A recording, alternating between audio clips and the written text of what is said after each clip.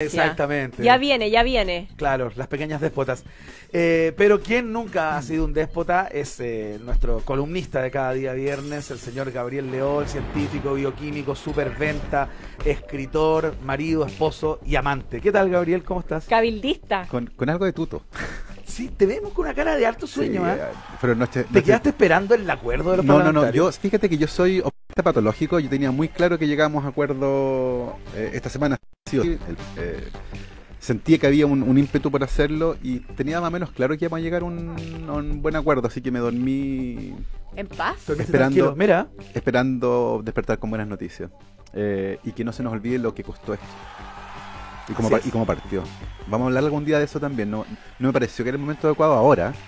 Vamos a hablar acerca de eso también. Partió, si somos bien egocéntricos, con una columna tuya hablando justamente de la desigualdad. Sí. Partió con los escolares saltándose el metro por un alza que no les afectaba a ellos directamente, pero al bolsillo de la familia sí. Sí, claro.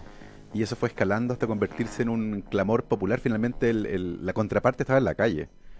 Y llegamos a un acuerdo político. Y a mí me alegra mucho eso porque durante mucho tiempo yo sentía que nuestra política había perdido la capacidad de negociar.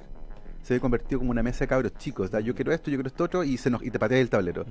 Y ahora estuvieron obligados a sentarse a negociar de nuevo y hubo que ceder. Se pusieron los pantalones largos. Exactamente. Entonces me parece que es una buena señal también esa, y ojalá que mantengan ese espíritu. Y están trabajando como locos además, que también es una... Están partiendo sus sesiones a las 8:30 de la No, mañana. es impresionante, está súper bien. Saludos a Lavín Jr.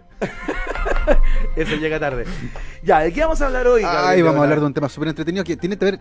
Traté de siempre hacer columnas que tuvieran que ver con el contexto. Y vamos a hablar de algo que tiene que ver con cuando uno piensa en el futuro. Ya. Con la proyección. Exactamente. Los animales, las conductas que están relacionadas con el futuro están comandadas por mecanismos automáticos. Por ejemplo, cuando un animal empieza a recolectar comida antes del invierno, lo hace porque su cerebro capta que empieza a bajar la cantidad de luz. Claro. Y hay una respuesta automática que tiene que ver con juntar comida. No es que el animal piense, en 3 semanas más no va a haber comida, voy a juntar comida. Debo proveerme para lo que vendrá. La onda de luz le da una información. Sí, claro. Los animales y las plantas también usan mucha información ambiental para regular ciertas conductas. Y esas conductas son tremendamente importantes para la supervivencia. Sin embargo, nosotros en ese sentido somos muy especiales porque nosotros sí podemos planificar el futuro. Y probablemente en estos días las personas cuando pensaban en el futuro sentían ansiedad. Claro. Había una intranquilidad con respecto a eso. Y es bien interesante porque una característica que en los seres humanos aparece igual tarde durante el desarrollo. ¿Qué pasa cuando le preguntan a un niño, por ejemplo, qué quiere ser de grande? ¿Qué les contestan?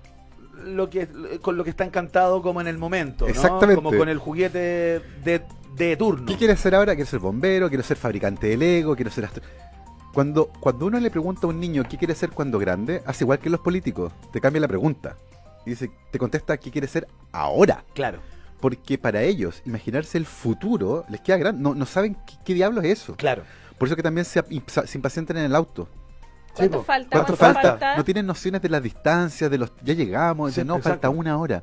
¿Qué diablos es ¿Qué una es hora? Una hora, claro. Entonces, eso es algo que aparece tarde en nuestro cerebro. E incluso esa característica es muy particular porque en nuestros ancestros, en los animales que se convirtieron después en el ancestro de nuestra especie, hubo un cambio dramático hace unos 3-4 millones de años atrás, ¿ya? Cuando el cerebro empezó a crecer de manera brutal. Creció casi 2 o 3 veces. Ajá. Y de un cerebro de este tamaño pasamos a un cerebro de este tamaño que hoy día da cuenta del 2% del peso del cuerpo, pero el 20% de la energía. Es un cerebro además muy gastador. Y entre todas las partes del cerebro humano que más crecieron comparado con otros animales, lejos la más grande es el lóbulo frontal. Ajá. Que es la parte del cerebro que, como el nombre lo indica, está aquí adelante. La frente. La frente. El lóbulo frontal del cerebro, que está a ambos lados del cerebro, ocupa casi la mitad delantera de la cabeza. Es gigantesco comparado con cualquier otro mamífero que tú mires. Claro. Los gatos, los perros pequeñitos. Y durante mucho tiempo nadie supo qué diablos hacía. Claro. Se sabía que era gigantesco, pero ¿Cuál era la pega? ¿Cuál es su función? ¿Qué diablos hace? Y en 1848, un señor llamado Phineas Gage, que es muy conocido en esta radio porque Francisco Aravena escribió un libro sobre él. Maravilloso. Era capataz en obra en Estados Unidos, estaba con un chuzo y golpea, justo para mala suerte de él, donde había explosivos, hay una pequeña explosión y esa barra de acero sale disparada hacia su cabeza, la atraviesa el hueso acá de la mandíbula, cruza todo el cráneo y se lleva consigo parte del lóbulo frontal. Phineas Gage no murió, para sorpresa de todos Sí, sus era compañeros una de cosa pega. increíble, era como un freak show, Una cosa ¿no? impresionante, la atraviesa la cabeza y termina en Chile como chofer de carretela, en una ruta entre Valparaíso y Santiago. Siguió funcionando en el fondo, pero hubo profundos cambios de personalidad en él. Comenzó a hablar distinto, usaba un lenguaje muy diferente al que usaba antes, era un tipo respetado, cariñoso, que se refería al resto, pero cambió completamente. Entonces, se empezó a sospechar que si bien parece que no era fundamental, sí regulaba aspectos importantes de la personalidad. Y resulta que a principios del siglo XX se demostró en animales que la destrucción de parte del lóbulo frontal hacía que los chimpancés se calmaran cuando les quitaban la comida. Generalmente si tú le quitas la comida a un chimpancé se va a enojar. Y va a empezar... Vas a tener problemas. Va a reaccionar de manera agresiva. Y se descubrió que cuando les destruían selectivamente parte del lóbulo frontal, era como que no hacía mucho problema, como que se calmaban, como que la ansiedad les bajaba. Claro, era como castrarlo así. Una cosa así, Como que una se castración. calmaban. Bueno, un neurobiólogo portugués llamado Egas Moniz vio esto y dijo, bueno, yo tengo un montón de pacientes que son psicóticos y tienen conductas súper ansiosas. ¿Qué pasará si les destruyo selectivamente el lóbulo frontal? Wow. Bueno, y Egas Moniz comenzó a hacer lobotomías, empezó a destruir parte del lóbulo frontal y efectivamente los pacientes se calmaban. ¿A destruir significaba como achicarlo? A destruirlo químicamente o quirúrgicamente, a sacar partes del cerebro. Ah, perfecto. Y las personas seguían viviendo, Y las personas seguían viviendo y mostraban cambios de conducta asociados a pérdida de la ansiedad. Egas Moniz se ganó el premio Nobel de Medicina y Fisiología por desarrollar esta técnica, la lobotomía frontotemporal, que implicaba, como les digo, destruir partes del cerebro. Y lentamente empezamos a aprender qué aparecía. Y mucho de esto lo aprendimos gracias a personas que se lesionaban el lóbulo frontal en un accidente de tránsito. Ajá. Y hay un caso que es bien impactante de 1981 en Estados Unidos, ¿Ya? de un sujeto que en un accidente de tránsito se lesiona el lóbulo frontal, su personalidad cambia y se convierte en un tipo muy tranquilo. Y en una entrevista el médico le dice, ¿qué vas a hacer mañana? Y el tipo le dice, no tengo idea, no sé. Dice, ¿qué sientes cuando piensas en esta pregunta de qué vas a hacer mañana? Y él le dice, es como estar en una pieza sin nada. Es como estar nadando en el medio de un lago gigante. Es como vivir en el presente permanente. ¡Uy, qué rico! El tipo no puede Claro, proyectar el no puede futuro. proyectar, claro. La capacidad de planificar nuestras vidas depende del lóbulo frontal. El lóbulo frontal es nuestra máquina del tiempo. Es la que te hace ahorrar, es la que te permite tener sueños, es la que te proyecta hacia el futuro. Pero entiendo que es la que te regula en el contacto con otros También. No, tiene muchos socialmente, muchos roles complejos. Pero uno particularmente interesante que se descubrió aquí y que es una característica muy propia de los seres humanos es esta capacidad de pensar el presente, pero planificar el futuro, de proyectarte a ti Claro. hacia el futuro. Y a partir de eso, decidir ciertas acciones. Pero eso también genera ansiedad. Bueno, y ese es el problema, po. Claro. Porque la gente ansiosa piensa mucho en el futuro, en las cosas que no tienen solución, y fíjense que el 15% del tiempo que estamos despiertos, estamos pensando sobre el futuro. Ahora, no somos masoquistas, ojo con eso, y parte importante del tiempo, si bien eso puede producir ansiedad, porque estás pensando cómo pagar las deudas, por ejemplo, eso implica que hay mucha gente en Chile que pasa el 15% del tiempo pensando en cosas que los ponen ansiosos, Claro. porque tienen problemas. Pero cuando uno tiene la vida más o menos arreglada y piensa en el futuro, generalmente piensa en cosas agradables y uno empieza a desarrollar fantasía. Por ejemplo, si yo les dijera ahora, se acaban de ganar una cena en un restaurante francés, 3 estrellas Michelin, Oh. con el champán que quieran, con el vino que quieran, se los regalo. ¿Cuándo se quieren ir? Ahora. Ahora mismo, en 3 días más, en una semana más. Claro. En la nochecita. Uno lo puede proyectar. Uno lo puede proyectar. Y cuando se hace esta pregunta en un setting de laboratorio, ¿Ya? por lo general las personas prefieren postergarlo en el tiempo. Porque eso les permite imaginarse la situación por más tiempo. Claro, disfrutarla en la fantasía, ¿no? Y muchas veces la imaginación que ustedes generan sobre un evento positivo en el futuro resulta ser mejor Sí, que el evento mismo. Sí, claro. O si Piensen, no, pregunta sobre el tema del amor. eso ahí pasa mucho. En el amor, Pasa, ahí. pasa muchísimo en el amor, que uno idealiza todo el Claro. tiempo y se imagina una cosa romántica, incluso el sexo. Totalmente. Y termina siendo bien, pero lo imaginaron mucho Dentro de mejor. lo normal, digamos. Y por eso que las personas tienden a estirar el chicle de proyectarlo al futuro, porque finalmente igual obtienen felicidad. O sea, hay que tirar el chicle, ¿ah?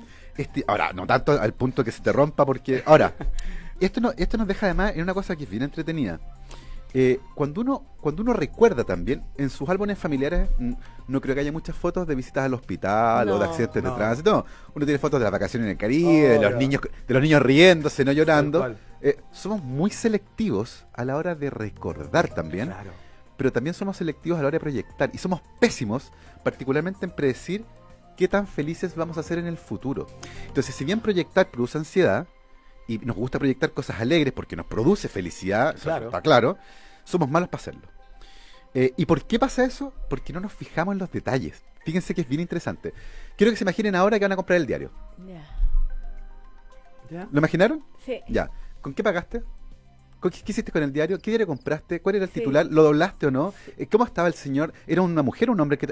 ¿Pensaste en esos detalles? Nada. ¿En qué pensaron? No, yo me acordé En la caminata. En el diario. En el acto de llegar y el ya. intercambio. Y resulta que esos detalles en la imaginación son poco relevantes. Pero los estudios de los psicólogos sociales que analizan la felicidad muestran que son lejos lo más importante. Iván, la Universidad de Chile está jugándose el campeonato. ¿Ya? Qué cosa más Qué lejana. ansiedad.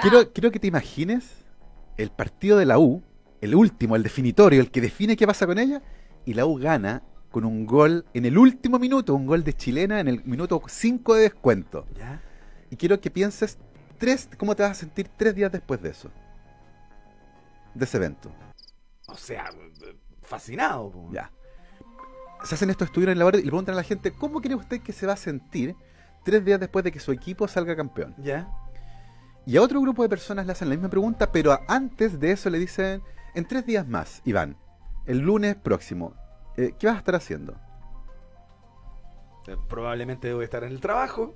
¿Y qué eso qué implica? Levantarte a las Levantarme a las 5 5 de la mañana, llegar acá, al café, almorzar a la carreta. Ya. Cuando la gente piensa en todo eso, además, le baja la valoración de la felicidad a ese evento porque lo tenía completamente aislado de la vida. Claro. Estaba fuera del cotidiano. digamos. Absolutamente. Y los detalles son los que construyen esta vida. Cuando a la gente le preguntan por las cosas que los hacen feliz en el cotidiano, son cosas tan mundanas como estar con los amigos, salir a comer, cosas de esa naturaleza. Sí, po. Y por lo tanto, los psicólogos sociales que estudian la felicidad han descubierto que somos tremendamente malos para predecir la felicidad futura, porque por lo general olvidamos los detalles, que son los que rechazan nuestra vida, que son los detalles más importantes. Y funcionan los dos sentidos. Por ejemplo, cuando hay un rechazo. Si estás en una fiesta, piensa en tu adolescencia, por ejemplo, Uy, no, eso fue puro rechazo permanente. y se acaba de bailar a alguien, ¿cierto? Te decía, Oh. oye, ¿queréis bailar? Y te decía, no. No, un clásico. Pero un no. Y más, si es que era Ya. lento, era el no Pero- seguro. Pero un no. Y un no puede ser, no le gusto, no le intereso, a lo mejor tiene pololo, a lo mejor es gay, anda. Hay miles de razones. Ya, pero ¿qué pasa cuando el no es toda la noche? Ay, ¿Qué pasa ahí? no hablamos de sería. Es súper bravo. Ahí es uno el problema. Sí. Claro. Ahí ¿Cachai? lo pones en ti 100%. Bueno, A no ser que trates de buscarle vueltas como para sentirte un poco mejor. cómo ese tipo de información uno le integra también es tremendamente importante, y el entorno cumple un rol fundamental ahí y que tiene varios niveles interesantes para estudiar, que es cómo la felicidad del resto también influye en la nuestra. Y eso pasa en un montón de cosas. Por O sea, ejemplo, si no, pregúntate lo que está pasando, lo que ha pasado estas 4 semanas con la infelicidad y la rabia que hemos Claro. visto y nuestra propia felicidad o infelicidad, por supuesto. que ha Bueno, sido brutal. y eso influencia mucho en varios factores. Y se puede usar, por ejemplo, en marketing. Esto del contraste. Imagínense que van a comprar vino para una comida. Yo les invito a mi casa a comer y, Ya. oye, tráiganse un vino. Y van, no sé, a un supermercado por ahí y encuentran la botella de vino en 3 lucas, una de 6.500, una de 12.000 y una de 32.000. Mm. ¿Cuál compran? Bueno, la de 3.000 no, porque... ¿Para ir a tu casa? ¿Qué flight, Yo ¿no? la de ¿No quieres seis- que te contestemos No, eso? no. Yo en la de casa de alguien. 6.000, lo siento. Ahí está. Sí. La de 3.000 es muy flight. La de 6.500 está como bien, porque después ya viene una Claro. de 12 No. y después una de 32.000. No, claro. Bueno, Esa es para cerrar un negocio millonario, la de 32.000. Sí, un acuerdo. ustedes fácilmente pueden hacer que la gente, en vez de comprar la de 6.000, compren la de 12.000, si agregan la botella aspiracional en la vitrina. Esa botella que cuesta 120 lucas, Ah, que claro. nadie compra, Claro. y uno dice, ¿por qué está ahí? Está ahí para cambiar el contraste de los vinos y hacer que tu elección de 6.000 se vea fea al lado de eso, y la gente termina comprando el que es un poquito más caro. El de 12.000 o el de 10 lucas. Claro, claro. ese es el efecto que tiene. El contraste, cómo está el resto, nos afecta profundamente. Fíjense que esta El cuestión pasto siempre está más verde en el jardín de al lado. y hay cosas que son impresionantes. Hice un estudio en Harvard con estudiantes de la universidad y les pusieron en dos escenarios. Consigues un trabajo donde vas a ganar tú $100.000 al año, pero todo el resto de tus compañeros $110.000 al año. O, la otra opción que te doy, consigues un trabajo, tú vas a ganar $90.000 y todos tus compañeros $80.000. ¿Qué prefieres? De manera impresionante, los estudiantes prefieren ganar menos, $90.000, pero más que el resto. O sea, la plata que uno gana es más importante no por la plata que uno tiene, sino cuánto tiene el resto. Lo que explica por qué hay una curva de ganancia de dinero y felicidad que es lineal. Entre más dinero ganas, más feliz eres. Pero rápidamente llega un tope y empieza a subir después casi nada. Estudios en Estados Unidos sugieren que actualmente ese tope anda alrededor de los $100.000 al año. Ajá. Después Sobre ya se eso, estabiliza la curva. Casi no sube casi nada. Y por lo tanto el dinero no hace la felicidad, sino cómo gastas el dinero. Entonces hay un psicólogo social que estudia esto, se llama Dan Gilbert, y ha estudiado qué hace la gente cuando tiene mucha plata, por ejemplo, en Estados Unidos. Se compra una casa gigante en los suburbios. Y eso les da felicidad durante un tiempo. Tienen piscina, sala de juego. Cualquiera que se haya cambiado alguna vez una casa con piscina sabe que dice, ay, vayan a la piscina todos los días. Y eso Mentira, no pasa. duran 3 meses. A mí me pasó una vez que me cambié a una casa que en el baño tenía un jacuzzi. Y lo voy a usar ¿Cachai? todos Lo voy a los usar días. todo, porque era, Obvio. tenía así Sí, la sí. casa, digamos, como la tina Claro, era un claro. jacuzzi. Entonces, todos los días, creo que lo usé una vez. ¿Viste? Bueno, Dan Gilbert dice que el problema nuestro es que proyectamos la felicidad en cosas que no nos hacen felices. Y con las casas pasa eso. Te compré una casa grande en los suburbios, con patio gigante, con piscina.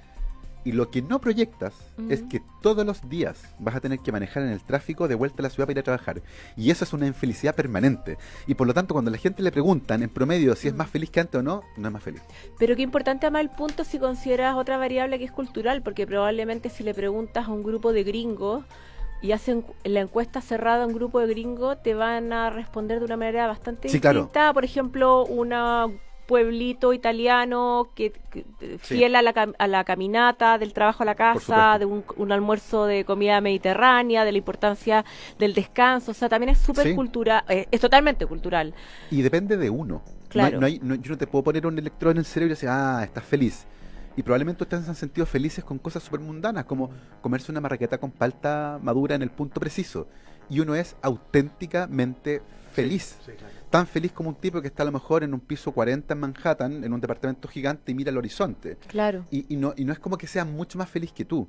Y hay algo que es súper interesante y es un concepto que el mismo Dan Gilbert introduce en su estudio, que es la felicidad sintética. ¿Qué Que es un concepto maravilloso. Hicieron estudios con personas a las que les mostraban reproducciones de 6 cuadros famosos. 6 Ya. cuadros de Monet, por ejemplo. Hoy que se cumplió cumpleaños Hace ayer, poquitito. Sí, ayer. Y le pedían a la gente que los ordenara del que más les gustaba al que menos les gustaba. Entonces la gente hizo un ranking 1, 2, 3, 4, 5, 6. Y los investigadores les decían, mira, justo de casualidad tenemos acá el que tú pusiste en el 3 y en el 4. El 3 te gusta un poquito más del 4. Y te lo podemos regalar, un póster. ¿Cuál prefieres? Y obviamente la mayor parte de la gente prefiere el 3, Claro. que le gustó un poquito más que el 4. Meses después, vuelven a estas mismas personas con los mismos cuadros y les piden que los vuelvan a ordenar. ¿Qué ocurre?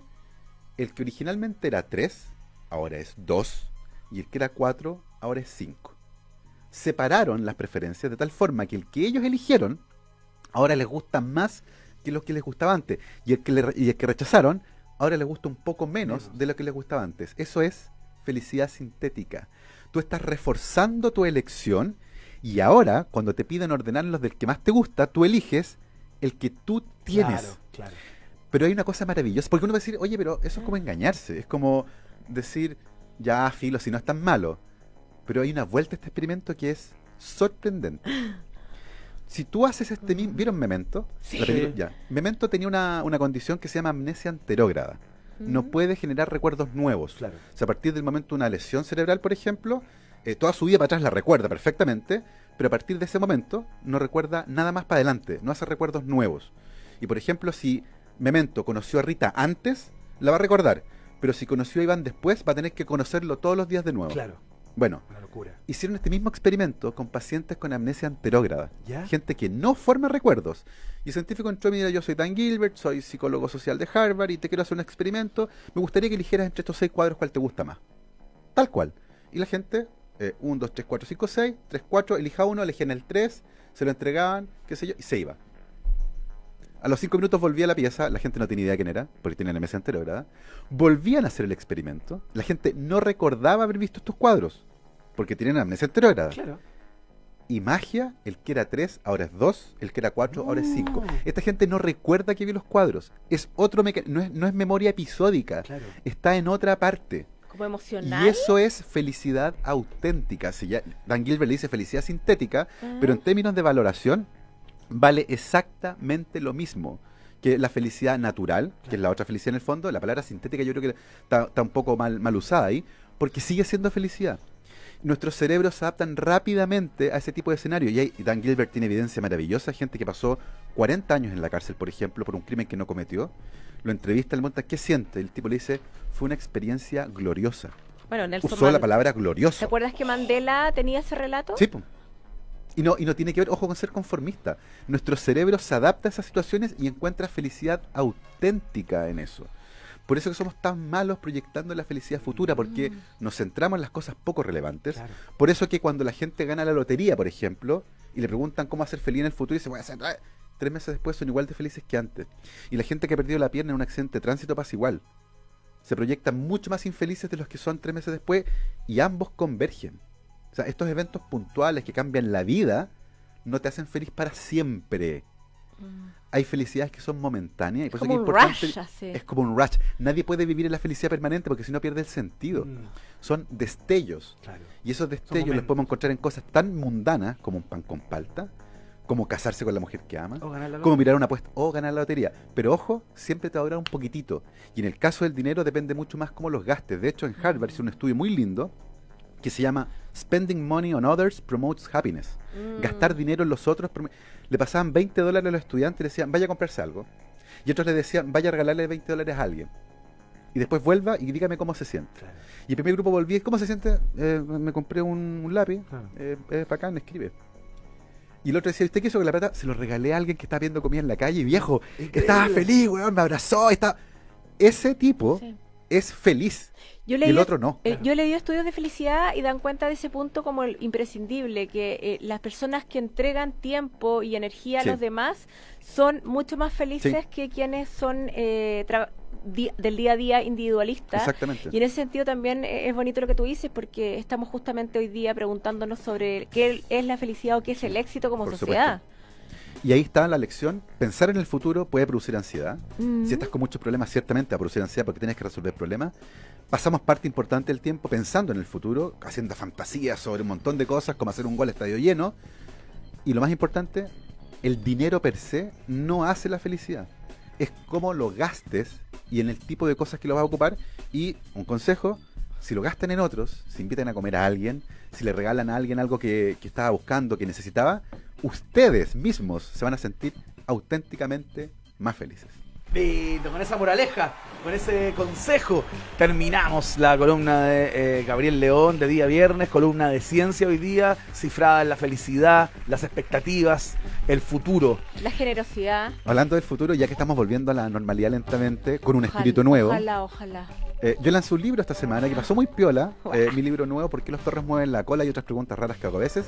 Y este domingo a mediodía voy a estar en el Jumbo de Peñalolén firmándole la sección de libros, y que se andan por ahí dando vueltas cerca, pasen a saludar, vamos a hacer más actividades ahora en el futuro, pero ahí les dejo la invitación por si acaso quieren darse una vuelta por allá. Fantástico. Fantástico, muchas gracias. Que le vaya muy bien, Gabriel, que tengan buen También. fin de semana, y a todos ustedes buen fin de semana también.